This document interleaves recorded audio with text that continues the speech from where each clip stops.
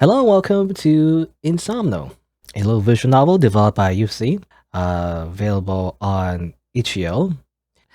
And it's about some students who get involved in a mystery after someone at their school commits suicide before the 31st of October. I guess we'll see what that means.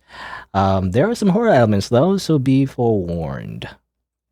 Let's check it out. Content warning, there you go. Depictions of suicide, violence, and mild gore. You know, not too much gore, just a little bit.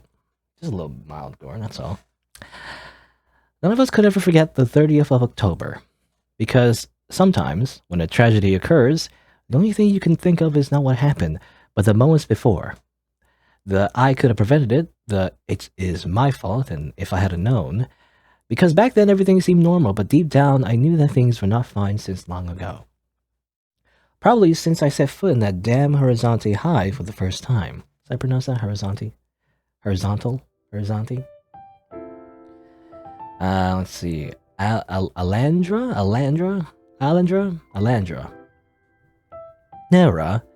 Nerea, hey! I say Nerea? That's Nerea. Nerea, you haven't heard a word I said, have you? Allie, no offense, but you talk a lot and I'm about to finish this book. Give me 10 minutes and then you can tell me your life story from the day you were born if you want. Allie? Allie, as in Allie, yeah, nickname, I guess. Allie. Allie, as in Alejandra? Alejandra? Is it Alejandra? What was it? Alejandra? Is the J silent? I don't know. Anyway, Allie grabs my uniform's blazer and shakes me, whining about dumb stuff and lecturing me about friendship, the power of friendship. Here's Eisen. He's a lot of piercings. I guess some freckles. Eisen? No, Allie, that's not how you make Nerea listen to you. Before I can help it, Eisen rips the book out of my hands and leaps away from me. I spring to my feet as well and walk towards him. He keeps the book out of my reach and we start our stupid quarrel. 2 pages, Eisen. I only had 2 pages left. Give me damn book. Nerea, you're a terrible friend. Allie was telling you all about her newest crush, but she might as well have been talking to a brick wall. I wasn't. Come on, Nerea. Recess ends in less than 15 minutes. You'll finish the book in class. Let's do something fun. I'm going to kill you. Okay. Eisen, I don't know what you're talking about. I don't know what you're talking about a new crush. I don't have any crush. Are we clear? Allie stands up, imposingly tall, and Eisen steps back until he hits a tree, making some leaves fall on us. The fallen leaves tell a story. Now, if someone is good at messing things up, that's him. Although, of course, he always gets the shortest end of the stick. Thiago, stop eating like a pig and give me a hand. These two are gonna murder me. I'm just eating this cookie, I guess. Thiago looks at us and swallows loudly the cookie he was munching. We wait for him to process the situation. We're used to him taking his time to answer, all the more so if there's food involved. Eisen's right. Let's play something. Play? We're a bit too old to play during recess. Don't be such a buzz killer, you geezer. We spent the whole day sitting in class and during recess, too. Let's play hide and seek. I don't mean to grieve Eisen, but hide and seek is for kids, Thiago. If you want to play something, there are people playing basketball on the court. We can join them. Yeah. I don't want to play basketball. I want to play hide and seek. It's been ages since the last time we played. Have fun then, because I don't want to play. I've told you they're not kids. We're 17, and the bully here is already 18. You know, we're not kids, we're 17. Which, I mean, comparatively, 17 is basically kids. In my mind, from my perspective anyway. That's only because I'm so old. What the heck did I do to you now? Oh, the bully as in Alejandra? Alejandra. Then I catch a glimpse of that almost imperceptible smile that Thiago shows when he wants something and knows exactly how to get it. We exchange looks and he understands right away that I'm on his side. So what? You're willing to use a fake ID to sneak into a club, but you're scared of people giving you a funny look for playing hide and seek, Eisen? I don't remember you as such a coward. You big old bitch. You know, you gotta play hide and seek or you gotta be a bitch. No, Right in Aizen's fragile ego. Don't make me mad, Thiago. I'm not playing damn hide and seek. I use the distraction to snatch my book from his hands and I check the time. We only have 10 minutes left. What is wrong with playing for a while? Well, Thiago's right. All I see here is a bunch of cowards. I'll be secret just for this time. You have 10 seconds to hide, starting now. You too? Did you want to finish your book? 1, 2, 3. The three of them run off in different directions right away, and I turn around to finish counting. She's going to finish her book and won't come to find us, I bet. I hear them shouting as I run. Nah, she's gonna find us all. She always wanted to hide and seek when we were younger. But I didn't find all of them. Try as I might, I couldn't find Thiago by the end of recess. He showed up later in class, apologized for being late, and whispered, "You lies!" Haha. Well, he sat next to me. Good. And thus we introduce the characters of the story. They are rambunctious teenagers that play hide and seek. I don't know. You lost. If I found you earlier, would I have caught you planning to sneak into the gym that same night? If I found you during the recess on the 30th of October, would I have also found you hanging in the gym on the 31st? Oh. It looked a lot small. You know, the first thing I thought of was like, they look pretty small in the CG. You know, when I see them in the actual portraits, they look a lot taller, but not like really like short and like 12-year-olds. Anyway. Did you know what you were going to do when you woke up that morning and came to school as if everything was fine?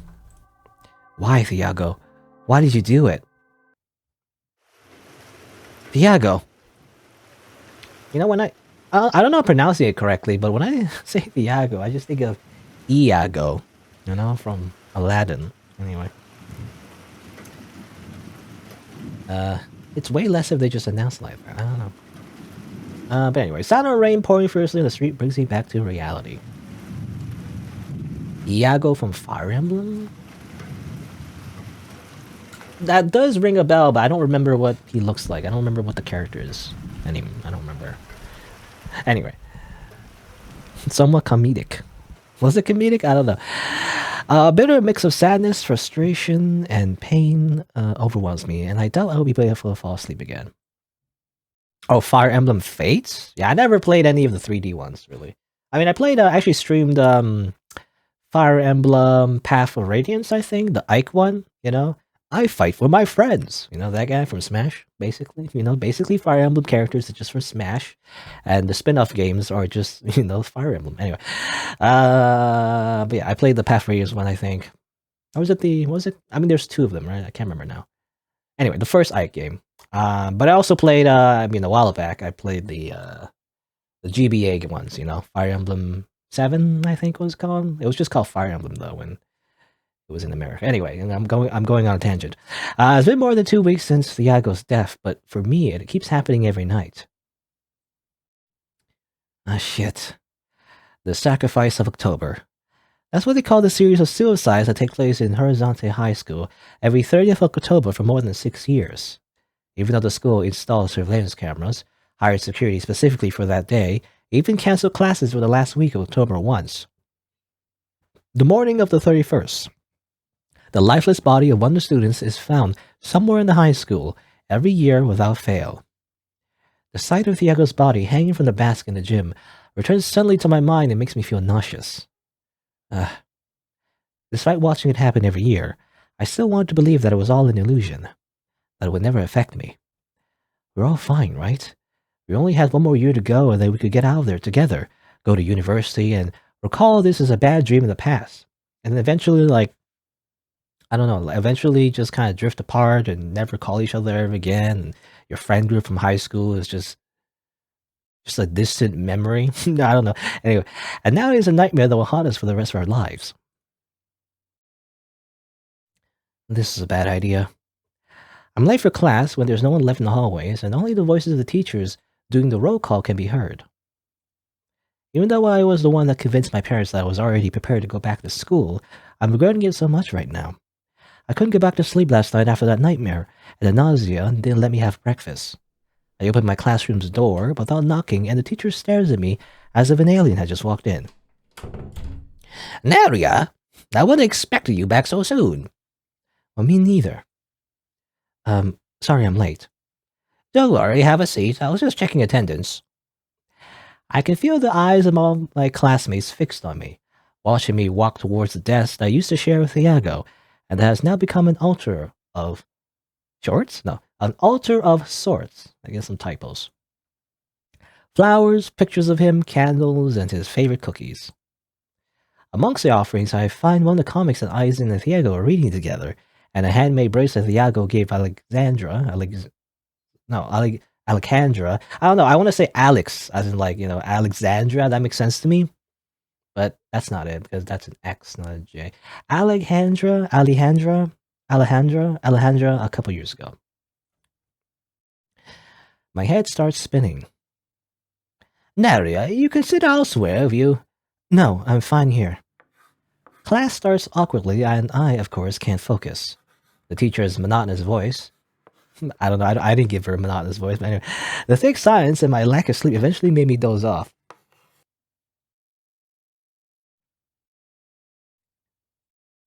Shit, I fell asleep. The classroom is deserted, and I can't hear any racket in the hallways. Whoa! Before I can begin to ask myself what's going on, a shadow dashes by the window. Someone vented.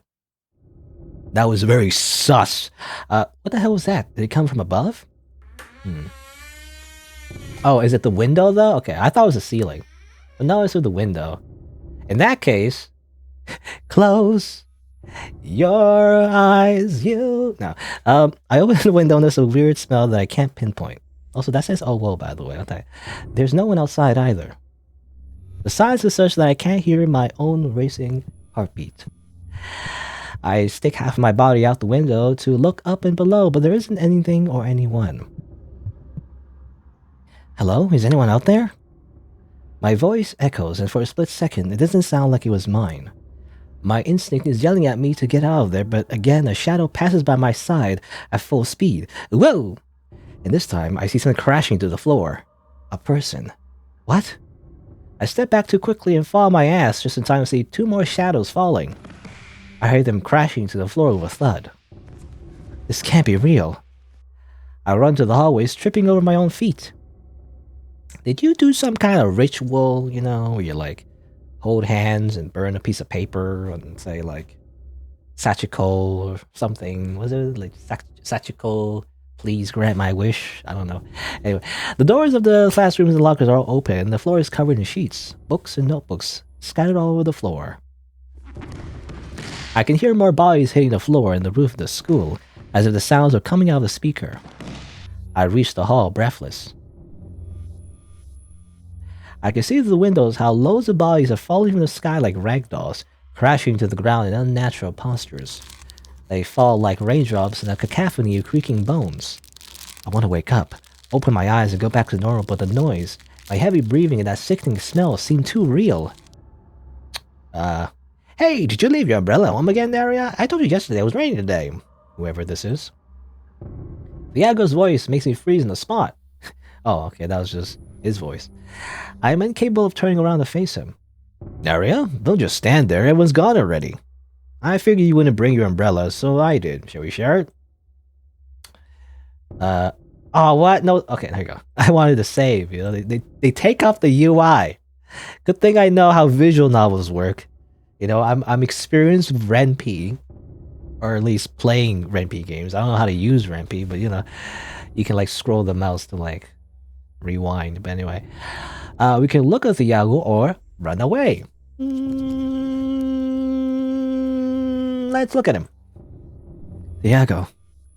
Oh, that's just him. He walks up to me with an umbrella in his hand. When I finally look up from the ground, his green eyes meet mine. I forgot how to breathe and my throat gets dry. For a moment, just for a second, I wish this was all real. That the person beside me was really Iago. But it is not. Dang, don't give me such a scared look. Have you forgotten what day it is today? Of course it's raining, Nerea. Today, it's the 31st of October. Another body crashes right in front of the doors, and for the first time I notice how it looks. Its limbs are twisted in painful angles and the skull is completely shattered on the floor, creating a stain that makes me want to vomit. The rope seems to be tangled around his neck. Poor Iago. Hanging yourself is one of the worst ways to end your life. He would have been better off jumping like everyone else. Okay. Nerea, piss, Nerea. Are you sleeping? I stared with eyes wide open, feeling my heart still pounding. Our math teacher is talking about polynomials with his monotonous voice. Every time. I feel like I always give the teacher like this kind of voice, even though it's not meant to be that voice. But anyway, my classmate sitting ahead of me turns around abruptly, just when the teacher stops writing on the blackboard and glances at us before he continues writing. Alright, so it was all just a dream. It was all just a dream, that's all. You should have told me and I would have put a book stand on the desk to cover you. I didn't. Sorry I woke you up. A few days ago, some guy gave me a note for you and asked me to deliver it when you came back to school. I just remembered. Here you are. A boy from Class C? I have a few friends in that class too. Maybe one of them wanted to talk to me. Nope. It was a kid from another year, younger than us. He told me not to read the note. You've read it, right? Never mind. Thanks. The note is written on a torn piece of graph paper. If you want to find the answers to the questions that are tormenting you, meet me in the library during recess, whenever you read this. Wow. Edgy. Okay. Perhaps it was a sick joke, but not even the nastiest of students in Horizonte High would ever joke about something related to the sacrifice of October, if that's what this note is alluded to. Is it always... I mentioned before, like, the sacrifice of October, does it just always happen every year? Do we just accept this, or... nothing's been done about this, or it's just, nobody cares. It just happens. I take a look at the empty seats that Alejandra and Eisen usually take. I should have done the same and stayed at home for the whole month's leave that the school grants to the friends of the victims. But since I was already there, maybe it wasn't such a bad idea to drop by the library. Classes feel endless and I spend them half asleep. Given the circumstances, none of the teachers make an effort to scold me or make me participate in class, being present is more than enough. When the recess bell rings at last, I've already packed all my things up, so I get out of the classroom before anyone has the chance to approach me and ask any awkward questions. Ugh. I was hoping that she wouldn't be doing the library shift today, but I guess the odds are not in my favor. Okay, you don't like Lola? School shootings, huh? I mean, it depends. This is America, It depends if this is America. Anyway, Nerea, how come you're back to school so soon? She says with that concerned mother's look on her face and her softest voice. Hi, Lola. My poor thing. How are you holding up? Have you got any sleep? You have huge dark circles. Lola, the angel Horizonte High, the teacher that every student wants to have. She's kind and loving as a mother, always rounds the marks up, shows movies in class. And she's also a filthy liar, okay? Cut the act, Lola. There's no one else in the library.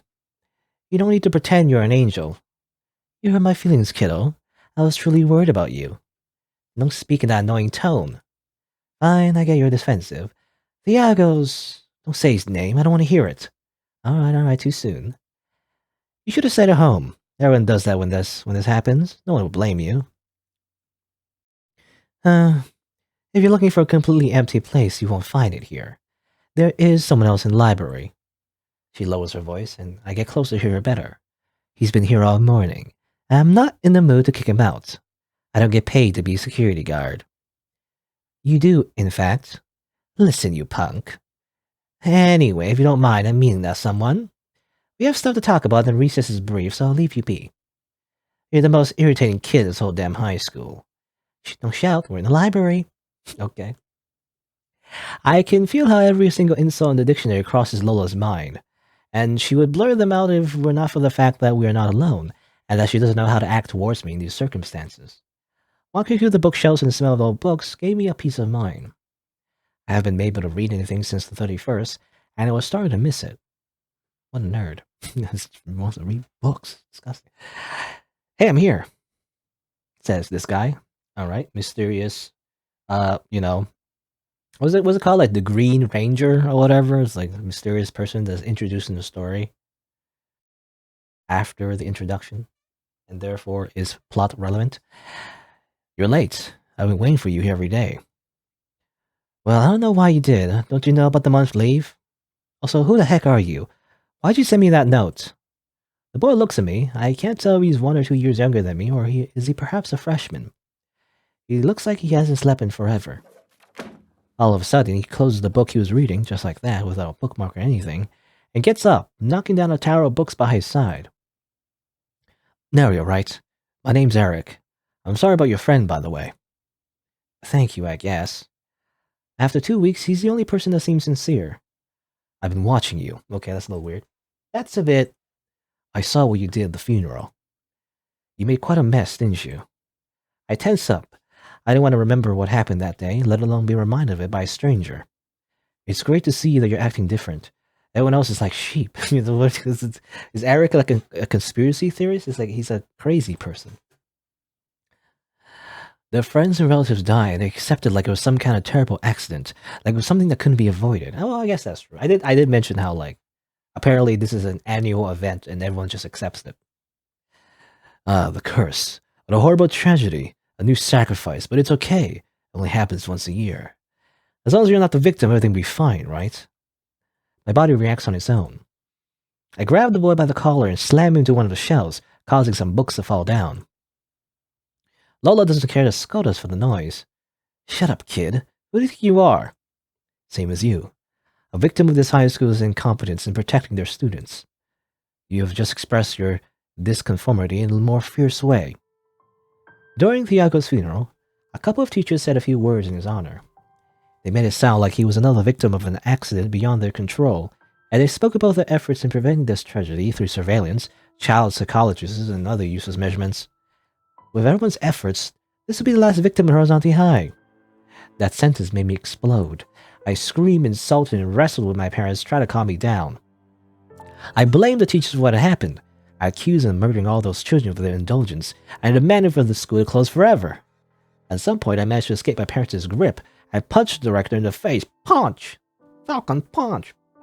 I called him a murderer. I couldn't watch the end of the funeral because my parents dragged me out of there, and it took them almost an hour to make me calm down.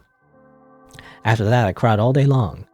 I thought only his friends, family, and teachers were at the funeral, but for some reason that boy was there too. What were you doing at the funeral? Last year's victim was my sister. I loosened the grip, and the boy breaks free abruptly.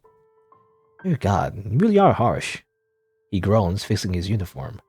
His annoyed yet slightly smug expression is inappropriately comical. I went to the funeral because until I lost my sister, I did the same as you and everyone. I don't know, I read that weird. I went to the funeral because until I lost my sister, I did the same as you and everyone. Ignored whoever died. Same as you. Well, it makes it be same as you and everyone else. Anyway. But this year, I wanted to find out about the sacrifice of October and see if there was anyone else who thought this is all absurd. Are you out of your mind? Of course it is. It is absurd.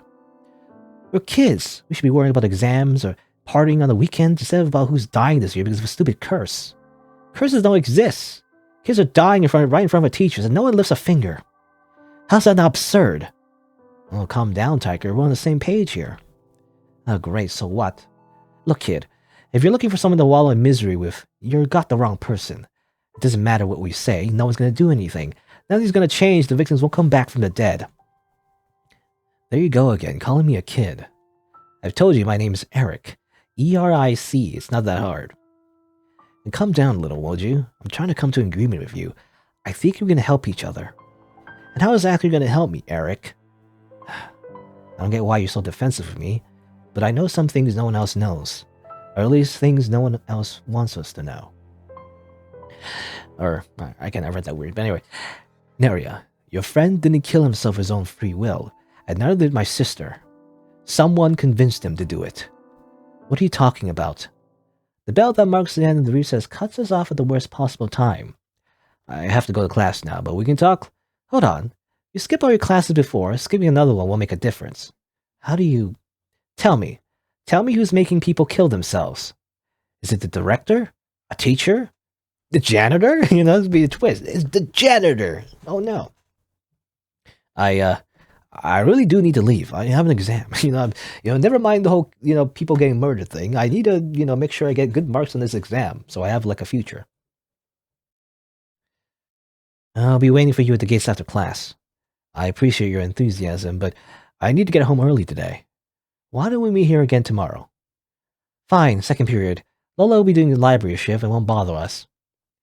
Eric says goodbye and runs out of the library. He was in a hurry indeed. Among the books he left on the floor, I feel about biology and some novels. I bet he came to study and got distracted by other books. However, one of them catches my eye.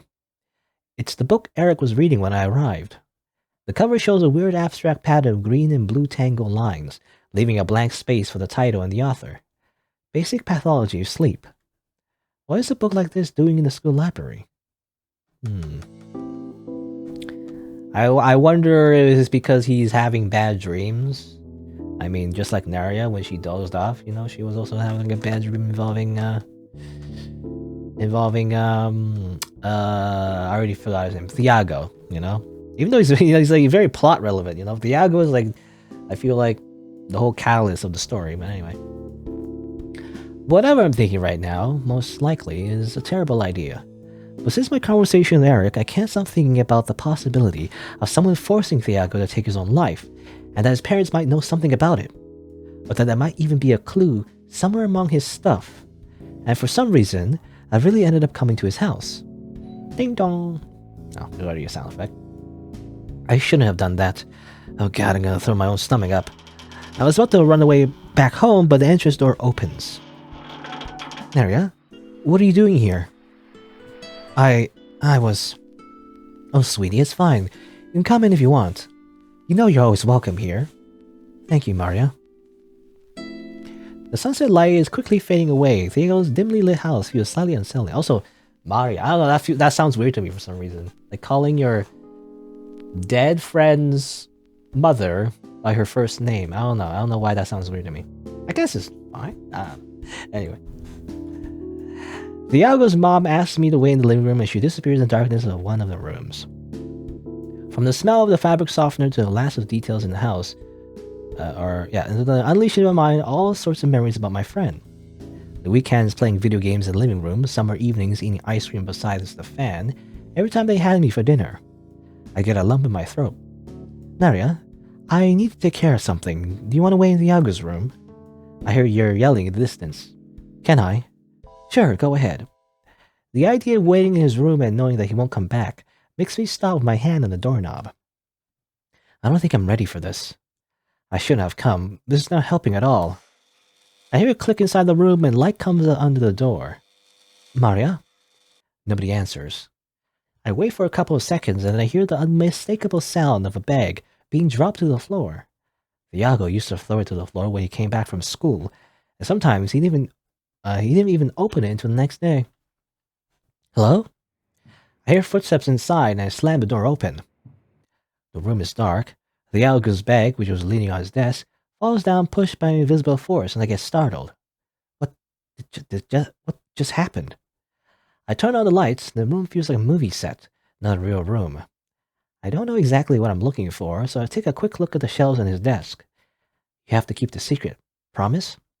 Those words, Thiago said once when we were 10 years old, suddenly come to mind.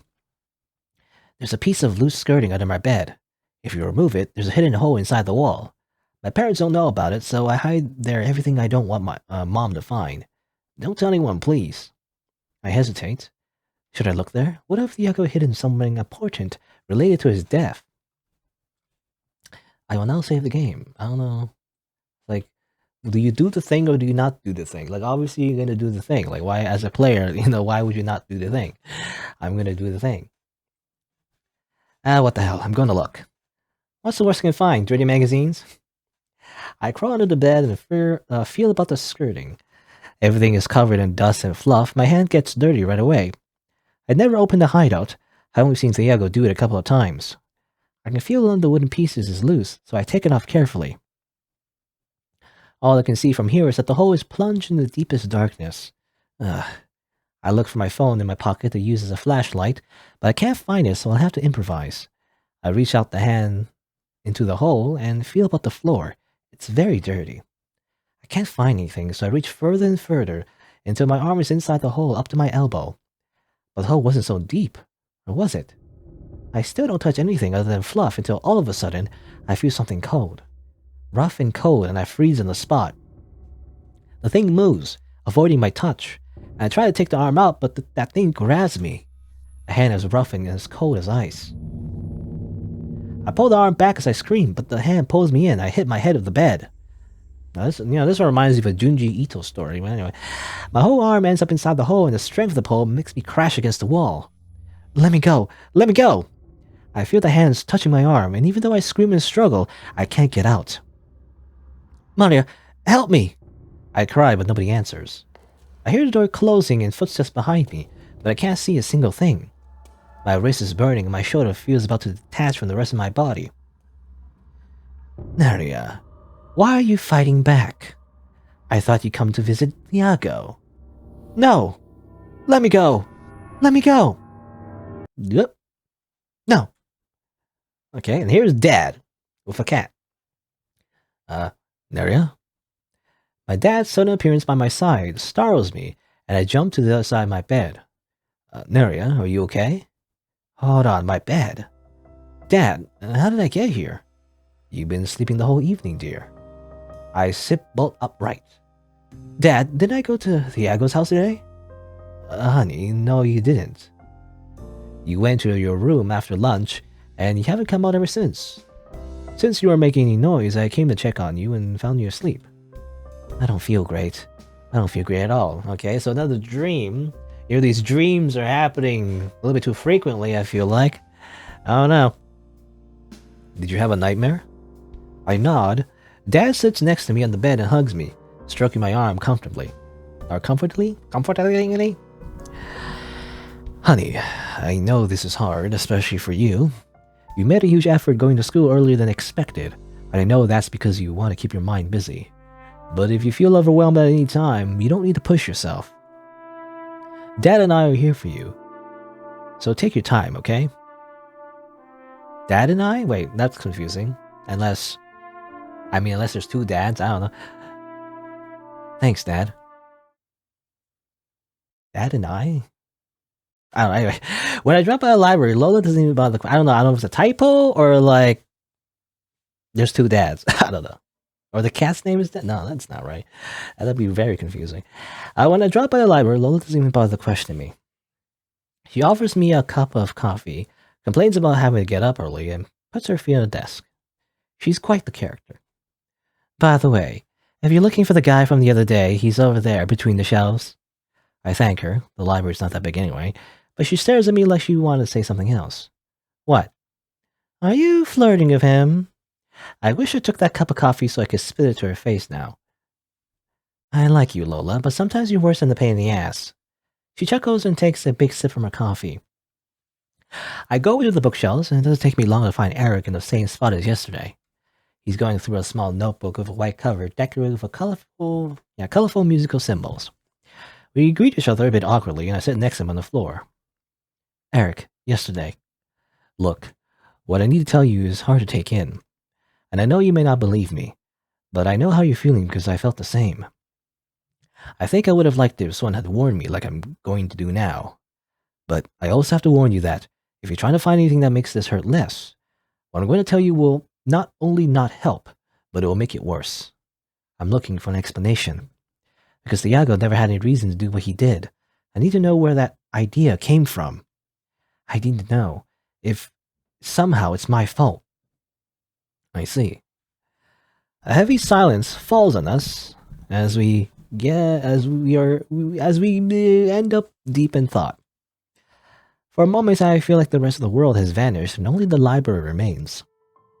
I don't know why it started exactly 7 years ago, nor why it happened in this high school, but it's like someone had accidentally set a monster free. I didn't know of their existence until a few months after my sister's death. I found this diary hidden in her room, and here she writes about some, I don't know why that sentence is weird to me, but here she writes about some she's met in her dreams, like a monster, right? That's what she means. They introduced themselves as an assistant, and they became friends for some reason. My sister used to tell them everything she couldn't tell anyone in real life because technically it was just a dream. But that thing wasn't a friend at all. At some point, they made a promise, and then things went downhill. Eliza. My sister wrote in her library, no, not in her library, but my sister wrote in her diary about horrible nightmares and dreams that seemed real. She had increasing trouble sleeping. The line between her dreams and reality get blurry, and she's constantly paranoid. You don't say. Something about having nightmares frequently. The resemblance to my last dreams make me feel a little uneasy. I remember those days. Even though back then I had no idea what was going on. She was always tense and sensitive. She asked me weird questions and stayed up very late at night. She eventually became a whole different person. Are you telling me that a bunch of nightmares is making people kill themselves every 30th of October? Their name is Samuel. They weren't willing to tell me their name when I first met them, but my sister wrote in her diary, along with many other interesting facts about them. She described them as a parasite. They sell on your mind and feed from your misfortunes. You don't have any? Don't worry. They'll create them. They reconfigure your thoughts, control your actions. They destroy you little by little. I'm also getting a spam call. But anyway, ignore that. And suddenly, you're infected by that same parasite. What are you? That's... Eric, that doesn't make any sense. This is stupid. I shouldn't have talked to you. That just sounds like some kind of Junji Ito fanfiction. I get up and grab my bag, ready to leave. I'd better stay at home and forgot about trying to find an explanation that doesn't exist. Sorry, but I can't do this. I thought you were telling me something more useful. Did you think I had some sort of solution to make you feel better? I told you it was hard to take in, Nerea. He gets up as well, visibly annoyed. I believe I also told you that this is a warning. I don't care whether you want to believe anything of what I said or not, but whatever you do, do not make a deal with them, under no circumstance. A deal, Eric? Can't you see how ridiculous it sounds? You've been having nightmares, haven't you? But they're not normal nightmares. They won't go away, Nerea. You will go to the school's therapist, and he will say they're due to trauma, and they can help you get rid of them. And you will try. And you will try. I don't know, that reminds me like a line in Star Wars. What was it? Was it like Anakin versus Obi-Wan Kenobi? It's like something about like Obi-Wan, like, I must strike you down. And so Anakin's like, you will try.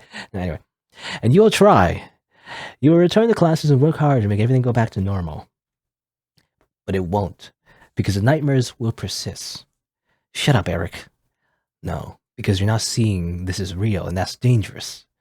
What will you do when they offer you a deal and promise to solve all of your problems? Will you forget everything I just told you and take the deal? I'm leaving. Weirdo. You're crazy. Are you going to do the same as your friend and pretend everything's fine until you become next year's sacrifice? The slap echoes loudly, and for a few seconds that feel endless, we stay like that. We slap him in the face. Trapped in the situation and the magnitude of what he has said and what I've done, I step back carelessly, hitting the bookshelf behind me. Eric touches his cheek, which is quickly turning red. His expression is completely blank. I run away from there, ignoring Lola's questions, and I run through the hallway with a clear destination. I didn't mean to do that. I didn't want to be that kind of person, but I don't want to hear those things either, even if I asked for it myself. It's not true. It can't be. These suicides are nothing but a series of unfortunate coincidences. The education system is at fault, and so are the parents that didn't support their children, the friends that didn't know something was wrong. It's all just like, it's just our poor lack of like funding for like mental health. That's all.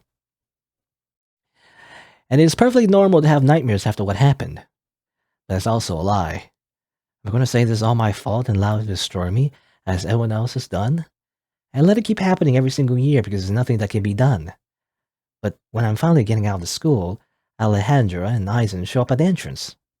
I stop a cold few steps away from them, cursing my luck.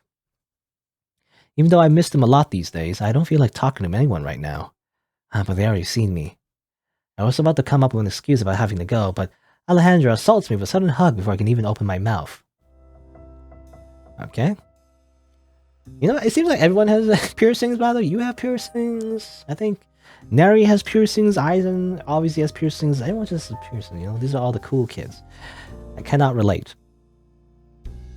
Nerea, I've missed you so much. Ali, you're squishing me. Good. But she doesn't let go of me, and instead of helping, Eisen hugs us too. Great. A sandwich. Sandwich. Sounds delicious. I'm so sorry, Nerea. I want to come by your house, but his house is across the street and... You don't have to apologize, Eisen. But we could have called each other and I didn't speak to any of you in this whole time. I truly wanted to see you, but... That's alright, I'm glad to see you now. Guys, I've done something really stupid.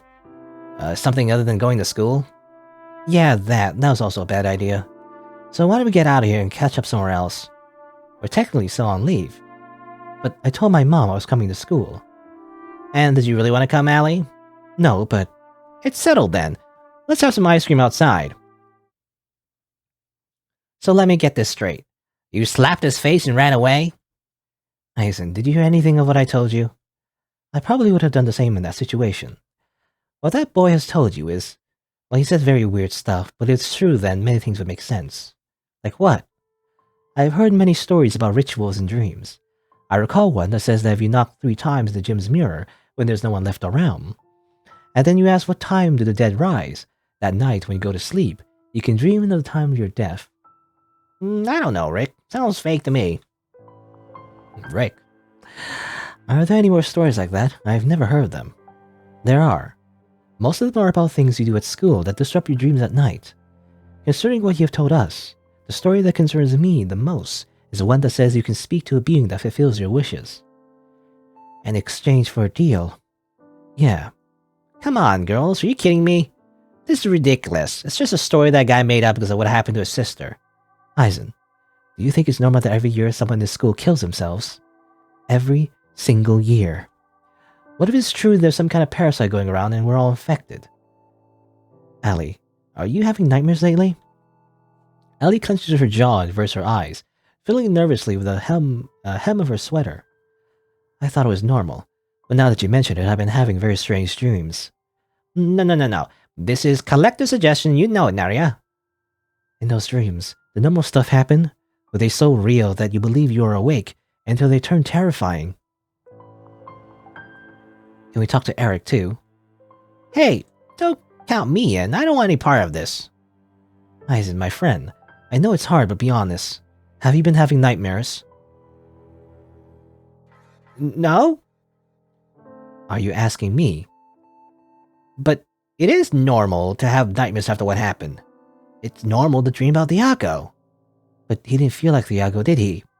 Simply being next to him made you feel terrified. Because that's not Iago. It's not a memory of him either. I just can't believe something like this can happen. It just doesn't make sense. It's not logical. I am not the biggest advocate of this idea, as the slap proves, but the more I think about it, the more things make sense.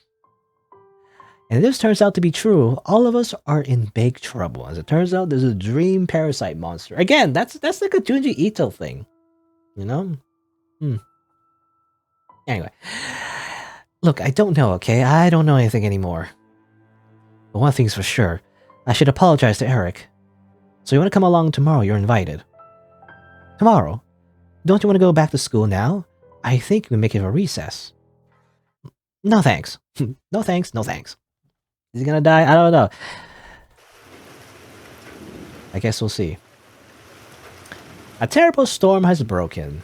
The trees shake with violence and the wind howls like a wild animal, making raindrops fly in unexpected directions. It should be freezing cold, but I can't feel it. Because this is not real. I want to wake up, but for some reason I can't.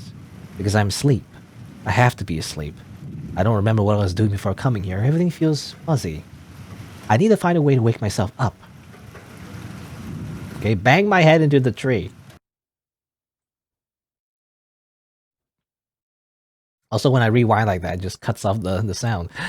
I don't know. I guess bang myself in the tree. Why not? All right, let's go. Actually, let me reload. Yeah, I don't know why. Yeah, it seems like it does like I don't know. It cuts the sound for some reason when I load like that. Whatever. We'll just continue. All right, let's go. Oh. Ah. No, this is not working. All right, okay, that doesn't work. As it turns out. Go to the gym or get inside the school? I mean, going to the gym sounds like a bad idea. Let's do it. It's not my brightest idea, but if this is a dream, maybe Thiago's there. I want to see him, but I don't want to see him. I stop before the gym's doors, hesitating. The last time I opened them, I saw something I will never be able to forget, and I hope I will never see again. But now I can hear across the doors the faint sound of a song, drowned by incessant rain. The scene leaves me speechless. Children dressed in a school uniform sing in several circles while they spin around non-stop. The echo of their voices and the music coming from an unknown place confounds me for a few seconds. What the hell? Early to bed, early to rise.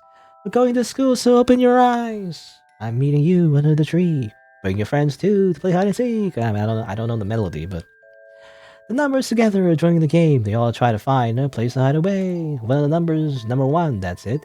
Know what happened? A murder commits. The children stops spinning with that last line and turns towards me. They don't have faces. Yeah, I was already leaving.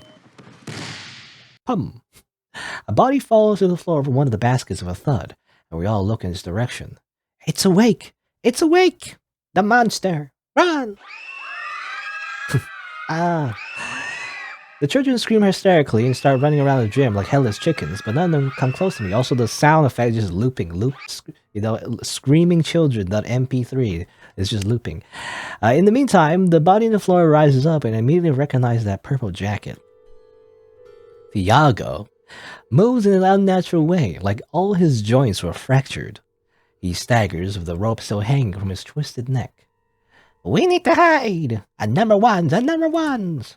All of them run away from the gym, almost dragging me with them, and amidst all the racket, I barely noticed that Thiago was approaching me at a superhuman speed. He's just really fast. I try to run wherever those goddamn kids are heading to, but a hand as cold as death grabs my arm. Let me go. Nerea, you need to hide. If they find you, they'll... Oop. Okay. Zoom in his face.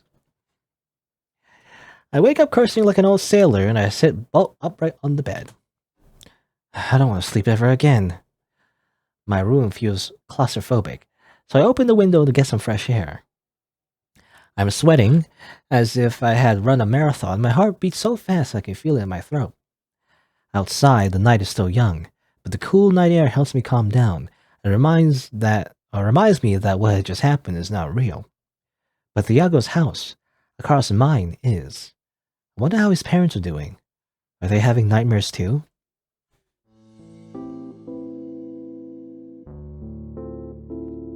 Sorry for slapping you in the face. I'm sorry for saying those things. I was angry. What a lovely reconciliation. I'm sorry, he's awkward by default. Excuse us for interfering. It's all good. You're not interfering at all. You're friends with that boy too. We are affected by that. We're affected by that thing as well, aren't we? As long as you don't make a deal with them, you're only infected. We are something like carriers. And how can we get rid of that thing? Unfortunately, that information is not in my sister's diary, but does mention a very important notebook that she tried to find and never found. What's so special about that notebook? Throughout the last year, I've been asking everyone who had contact with any victim of the sacrifices to find more diaries like my sister's or anything useful. But apart from Samuel's behavior patterns or some clue to his name, I didn't find anything. Until I managed to contact the girlfriend of the first victim. She's not in this school anymore, she's in a mental institution. Oh, how encouraging. I got to talk to her and she told me that her boyfriend started acting strange after finding a notebook. He kept saying that he had found something magnificent that would solve all his problems, but he ended up cutting his wrists on October 30th in the gym showers. Very unfortunate. According to his girlfriend, that boy found a notebook of the person who created the parasite, so he has all the information that exists about him. But if you don't have it now, it's because you don't know anything of its whereabouts, right? Bingo. Great! We're doomed. Eisen, you're such a ray of sunshine. Do you have any idea where the notebook might be, Eric? I've been looking for it for a while, but all I've found is some kind of puzzle inside one of the library books. How do we know that the puzzle will help us find the notebook? I found it in the book Basic Pathology of Sleep, in the part that talks about night terrors. It's written on an old paper. In addition to the riddle, on the back it said, "Come and find me. It'll make all your wishes come true." Signed, the teacher's assistant. Wait, didn't Samuel introduce himself to your sister as an assistant? Could be a coincidence, we have no other clue. So I've tried to solve it, but I've not succeeded. I don't know what place it's talking about. Here, take a look. Okay. It was a very boring day, so the numbers who were gathered in the playground decided to play hide and seek. Number 1, who was the oldest and knew the school well, hid in the garden tool storage, where they knew no one was going to look. Number 2, who knew very good hiding places, decided to wait under the teacher's desk until no one was around so they could go out when no one was expecting it. Number 3, which was the smallest and could fit in many places, hid among the boring letters but ended up falling asleep. The letters? Among the letters? Number 1, number 2, and number 0, which nobody wanted, had to be the one looking for the others, so they kept counting under the big tree. I'm gonna save the game just in case, it matters. I don't know if we need to solve this riddle necessarily as the player.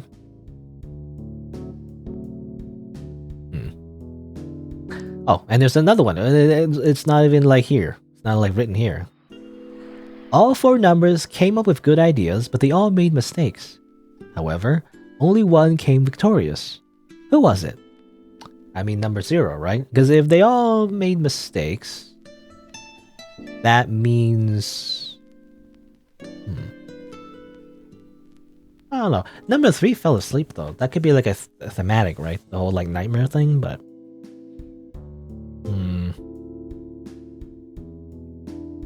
Looking for the others. My first guess is that number 0 won because they're the one. Because if all of them made mistakes, that means they made a mistake that, you know, they couldn't be found, but they found them, so number 0 won. Yeah, I don't know. That's what I thought. Well, this is a bit like a song I heard in one of my dreams. A song? It was about numbers going to school early to play hide and seek, but in that version, number 1 commits murder. Is that normal? Is that like a normal song? Is that why they go to the tool storage to take a shovel and dig a hole to bury someone? What if you killed one of their fellow numbers because they met in the same hiding place? It's a bit drastic. But what if this is how 1 won? What if he killed all the other players?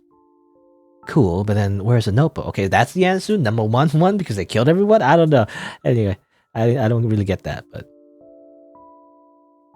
In the tool closet? Or whatever numbers are buried? It doesn't make any sense. For several seconds, the 4 of us were silent, lost in thought, searching for an answer. Wait a sec, I just remembered something. Allie opens her backpack and starts rummaging wildly through her notebooks, slipping them open and turning the pages with haste. It has to be around here. Got it. I also dreamed of a song. I wrote it down in a notebook as soon as I woke up because it seemed very strange to dream of the lyrics of a song that I had never heard. Allie opens his notebook and...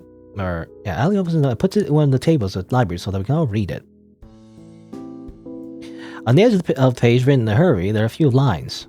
Since you have trouble understanding her handwriting, Allie reads them aloud. Yeah, wait, that was a typo. I was wondering, wait, Allie's a woman. I was wondering, wait, huh? Or is it just a guy wearing a skirt? Because, I mean, it's not out around an impossibility, but no, that was a typo. Allie's a woman. They use his... But number 2, okay, searching for a good hiding spot, I found the end of a terrible plot. Number 0, who was in search of them all, couldn't hear our call. If you listen since the beginning, you'll know. The dreadful truth number 3 keeps hidden. Kiddos, where'd you get that song from? Lola, who was supposed to be looking at her cell phone without paying much attention, approaches us. You've heard it before? It's an old song that used to be sung at the school. Besides, having a lousy rhyme, the theme was not very appropriate, so the teachers forbade it to be sung. Does it have a hidden meaning? It just seems like a silly song. Well, many years ago, before I came to work here, a teacher took her own life in high school. Unfortunately, some students were playing hide and seek. I wouldn't want to hide in a place where the teacher committed suicide. This girl sucks. Everyone keeps dying.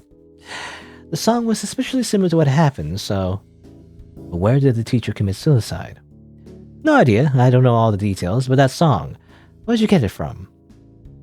It's a bit long to explain, and we better get going, so see you tomorrow.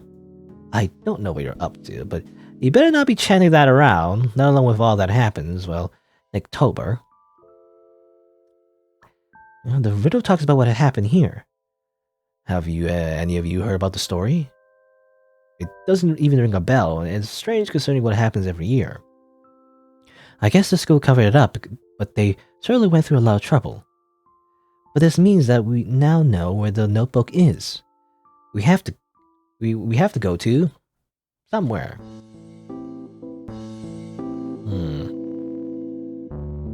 Okay, we have a choice. We can choose the correct answer. The garden tool storage is like the obvious answer, but it's probably the wrong one. Under the big tree. Go back to the library. I don't know. I don't know. Can I figure this one out? Actually, I'm curious because I want to figure this one out actually on my own. There's this song, okay. So there's the riddle, but there's also this song. Number 2, searching for a good hiding spot. It found the end of a terrible plot. Number 0, couldn't hear our call. Number 0, couldn't find anyone. If you listen to me, you'll know the dreadful truth. Number 3 keeps hidden. Number 3. So number 3 would be someone who was the smallest and could fit in many places. So number 3 was the one that found the body, I guess. Number 2. So wait. So number 1.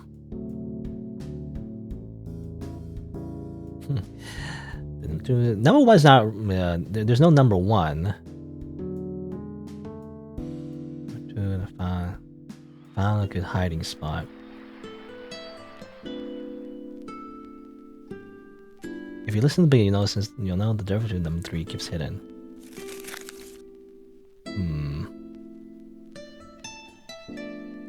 Among the boring letters. The library? Anyway.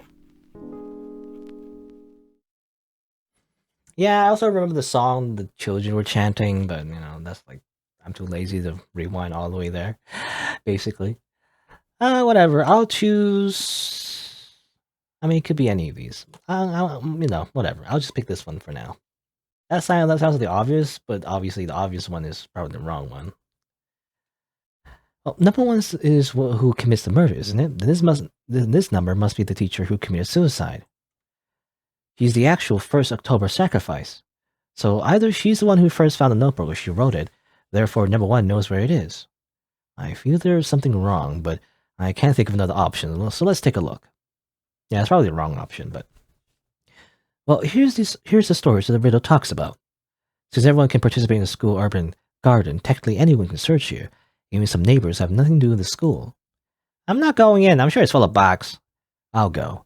As Alejandra said, anyone can pass here, so the notebook has to be hidden.